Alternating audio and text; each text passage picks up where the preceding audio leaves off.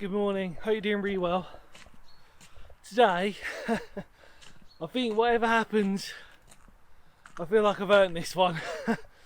I'm in Washington in Sussex and come to take you to, again, I feel like I'm sort of saying this a lot on my channel at the moment, but a really rare piece of World War II history with some really interesting bonus stuff. So you're gonna have to watch right till the end on this one as I clamber up the South Downs and realise how out of shape I am. But stay with me, I think you're gonna really like this one. Come on.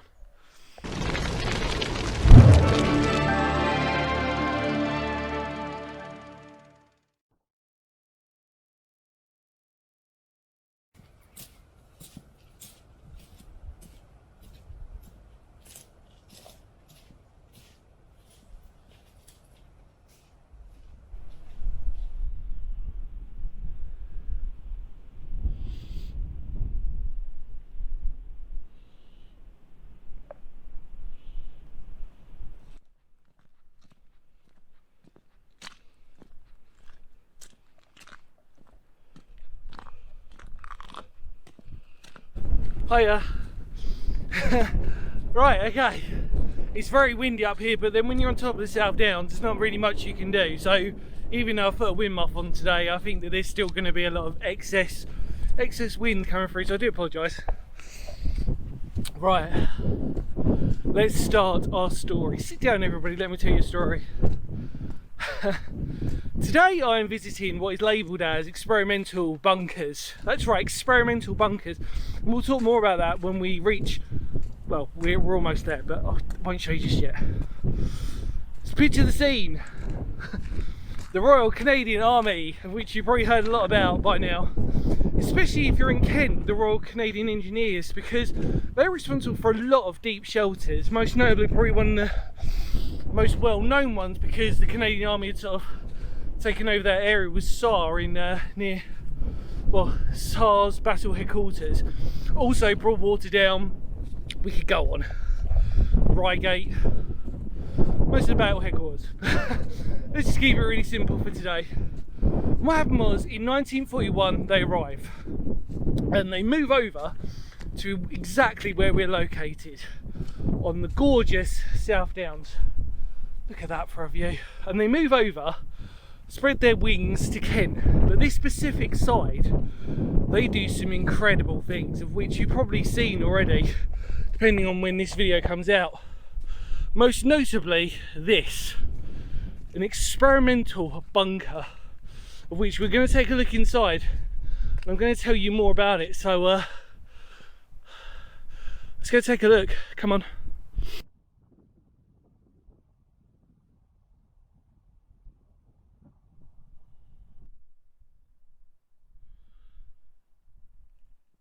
Okay, so 1941 was where we ended our story, and the Canadians had arrived. They moved over to the South Downs, which is where we're located, and they took over Windlesham House, which is in Washington, which is just down that dip. And they turned it into the Royal Canadian School of Infantry and Petroleum, clues in the title on this, where we're going with this one, Petroleum Warfare. And all of this site here was what that got converted into. And one of the first things they did was took this over. They made this.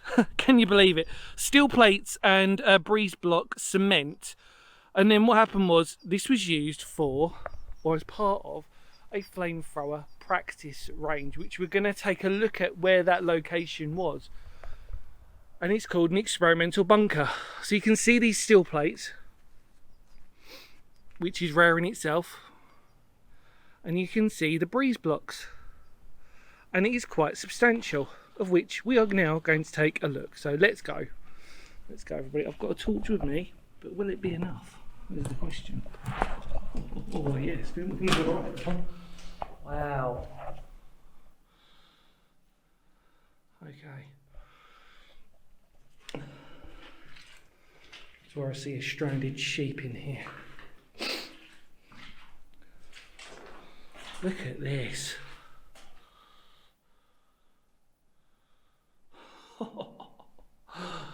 This is very, very impressive. So you can see the breeze blocks, you can see the concrete capping over the top as well. It's way bigger than I thought it would be. From the outside it sort of looks deceptively small, and then look at this. Whoa. This is crazy.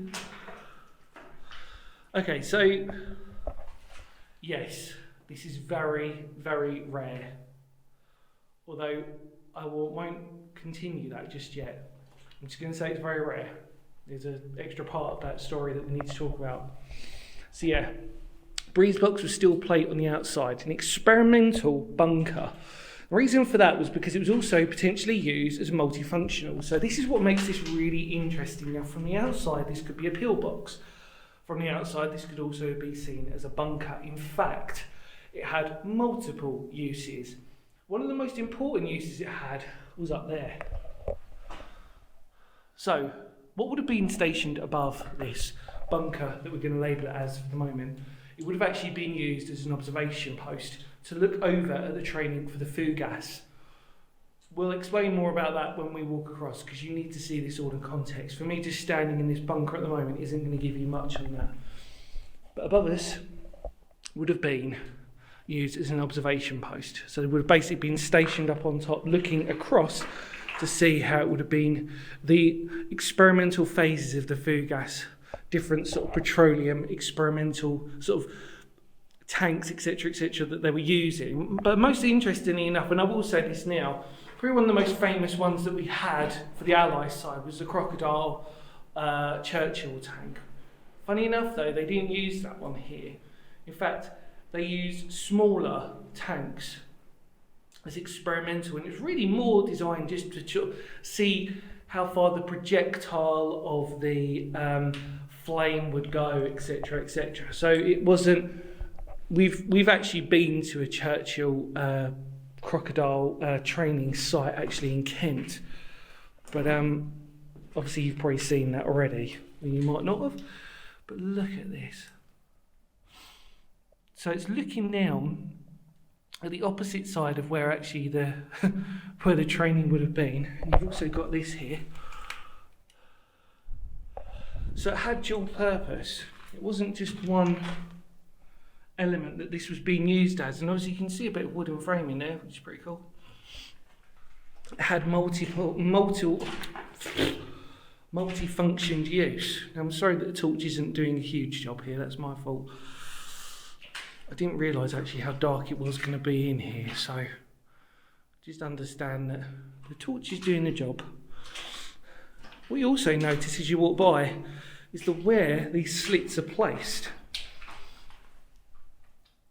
So, as I mentioned, this is also used as a pillbox defensive, and that would have actually been used more importantly after the Canadians had left. Basically, the idea was proposed that when the Canadians had left, this could be used as a defensive role during World War II, if needed. Obviously, the point was, by the time the Canadians had arrived, really, we'd assumed that obviously Operation Sea Lion really wasn't going to go ahead.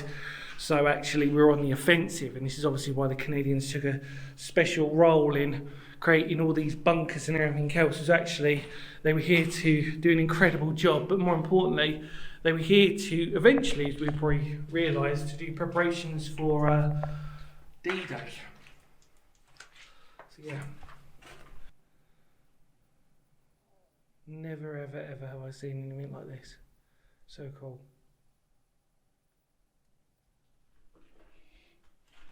I mean, it's just such a substantial piece of such a substantial piece of World War II history. I've never been here before, as I confess. I've actually known about this one for a very long time. There's lots of images, but not many actually inside. That's because most of the time, as you probably saw from the outside, actually on the way up here, it was used for the sheepies. So the sheepies are out, which means I can come in. And sorry, Mr. Farmer. It's for historical documentation. I'm sure you're a lovely fella. And don't mind me doing this for this one. And we're in Sussex. And as I mentioned before, you know, the history of Sussex is extremely, extremely rare and vague. Oh, there you go, hi. There's not much. And the stuff that is here is really, really important. And as I probably mentioned before, actually, if you were to sort of like type in World War II history in Sussex, probably the predominant things you'd come up with are probably the chain home radar sites predominantly. I would guess really on that one. They're the ones that I always assume of Sussex. If somebody said to me World War II Sussex, I'd always sort of say the chain home sites more than anything else. Not these ultra rare things that we're exploring at the moment. But yeah, brilliant. Sorry that I didn't bring in a good enough torch, but I actually didn't really think it was going to be this substantial. So there we go. I love the fact that I didn't think that. Woking, Surrey, England. It's brilliant, isn't it? It's just such an unusual layout. So the actual entrance we're walking through is the original entrance. And as you walk through, you've got numerous little slits, but it's so abstract in its design. This is why, like I said, it's such a unique one, because it's actually got multiple functions. It was predominantly used as an observation, but it was also a bunker, especially how thick these concrete breeze blocks are. And it was also used as a defensive role, or could have been used as a defensive role, for light machine gun. Isn't that brilliant? Obviously, in that case, for the pillbox side of it, obviously that would have been the worst case scenario. But no, we don't think on that anymore now, do we? Distant memory. Thankfully, that never ever came to fruition. Right, let's take a look outside. Come on then.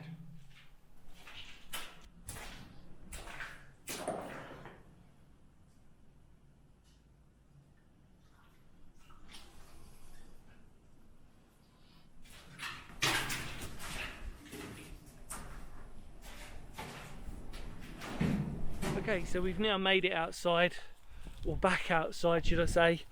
And like I said, I want to point out how interesting this is because of not only its design and obviously the fact of how unique it is. I mean, these steel plates are just, I've never seen anything like it, where you've got, literally they're sort of tiled on. You can see how low the little slit is as well for, well, like I said, we assume predominantly for observation, but also could be used for defence. And it looks down on the opposite side of the South Downs. So we are on the South Downs at the moment, so we're straddling it as we speak. And obviously, so it's split into two. It's beautiful, isn't it, today? Shame about the wind, but you know, when you're this high up, not much you can do, unfortunately, even if it was a beautiful, bright summer's day. But look at this. I mean, you're touching history here. Wow.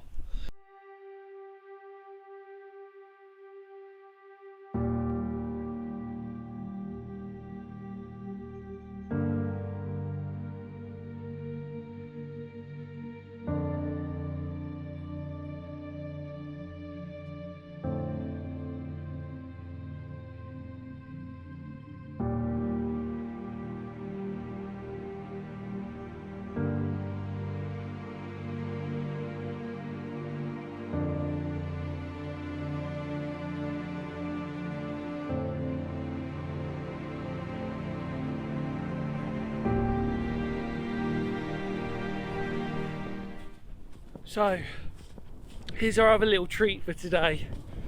This is another experimental bunker / observation post / pillbox, multi-use World War II.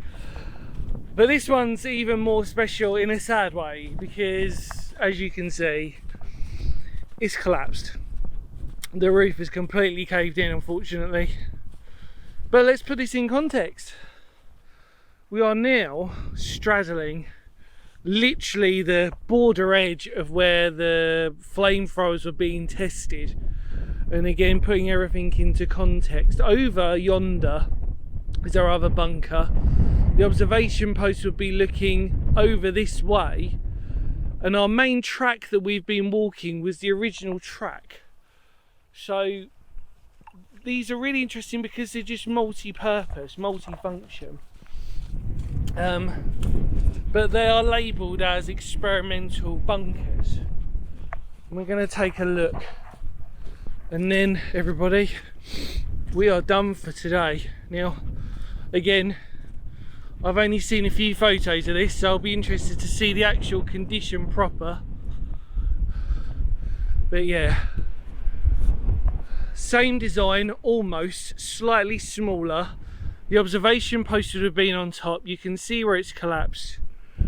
You can see the steel plates that are here, they've almost all gone. Can you see that? There's only a few that are left. Whew. Take a look inside. Wow. This one is a completely different feel, as you can imagine. Now, obviously, I've not bought the best torch, so I apologise. I have to make do. Hopefully, there's nothing in here with me. That'll be quite fun. Oh, the wind gives you a right runny nose. So yeah, this is pretty much the same. And excuse the rubble, because it would have been a lot lower down. The fact that I had to crouch into that is sort of it gives you slightly sort of gives you a strange feeling, but it's, you know, look at this. So the steel plating is in here, and it's above us, and it's all across the roof. It was noted actually in the records that they were significantly different designs, and you can tell that already. This one is slightly smaller, but the ground level is significantly higher, but that's because of the rubble. So like I said before, you have to excuse this, and then we'll take a look round. Look at that. Wow. So we're pretty much at the edge of where that would have been anyway. So the fact that the roof has collapsed, it gives you a fairly good idea of how this would have been shaped. Looks like there would have been a second entry point there, because this side's blocked. So I wonder if that was the case. This was sort of split in half, this one. It's quite possible. But like I said, the whole purpose of these was that the Canadians were literally experimenting when they came here. So you'll never really see two the same, which is obviously what we've seen already. And the fact that, like we've spoken about multiple times already, that these were technically, I'm going to say technically, because some of you could quite happily argue the case, but they were technically multi-purpose. But its main focus was actually to be used as observation for the monitoring of all the experimental flame throwing and use of petroleum that was here, like the flue gas, for example. We've seen plenty of those before. But like I said, the most interesting thing was the fact that the Churchill crocodile tank, which is probably the most famous one that we had from the Allied side, bar the Sherman when that got converted, yeah, they weren't here.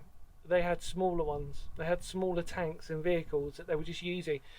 It's some really interesting images, I think, that you could sort of like surmise that they were sort of like tiny little mounted flamethrowers, basically, on these smaller tanks.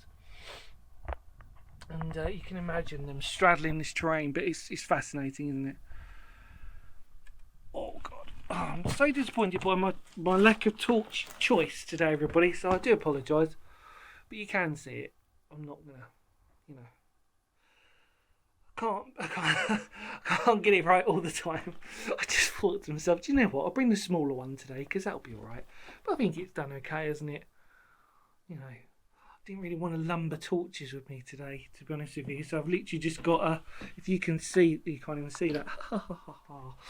If you can see, look, just my tiny little handheld one, which does an amazing job on most other things. I think it's overwhelmed today. I think it's also to do with the weather as well. It's just significantly darker. But yeah, so this picture, so you definitely go through there, comes around out that way, and there would have been probably a secondary entry. It's almost split into half. No observation slits, but like we said before, they would have been stationed on top. Nice little viewpoint here. But that's pretty much it on this one. Fascinating. Really, really incredible. Really rare, really unique. I mean, you could label this. You could pretty much say so many different things about this one. Oh, come out to the wind.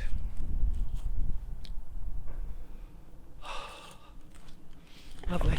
Okay, so we made it outside. Cool. Nice to get a bit of fresh air the moment it hits you. I just wanted to point out there is actually a pillbox situated in that copse over there that the Canadians had designed as well. It's a sort of variant, but I remember seeing photos of it, and I don't think I'll be doing that today. It doesn't interest me in the context of what we're doing today with these. So like I said, observation post predominantly on top, looking out and over, and obviously the training would have been in that field just there.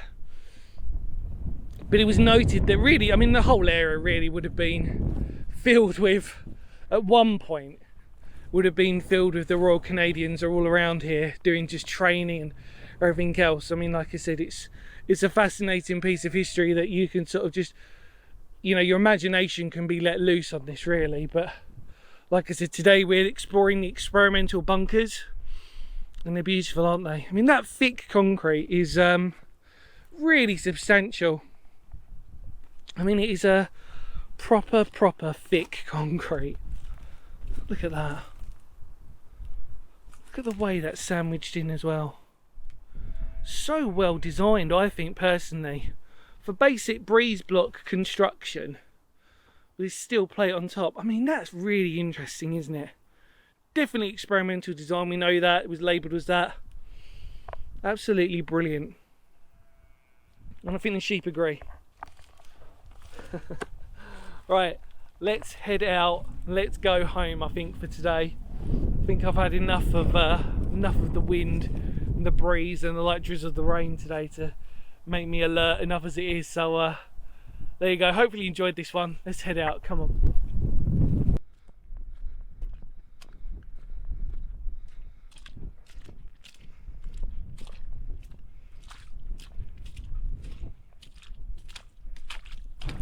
Well, as I make my way back to the car, thank you so much for coming along with me. Hopefully you really enjoyed this piece of rare World War II history. I feel like I've been saying that a lot recently, and really hope you enjoyed it.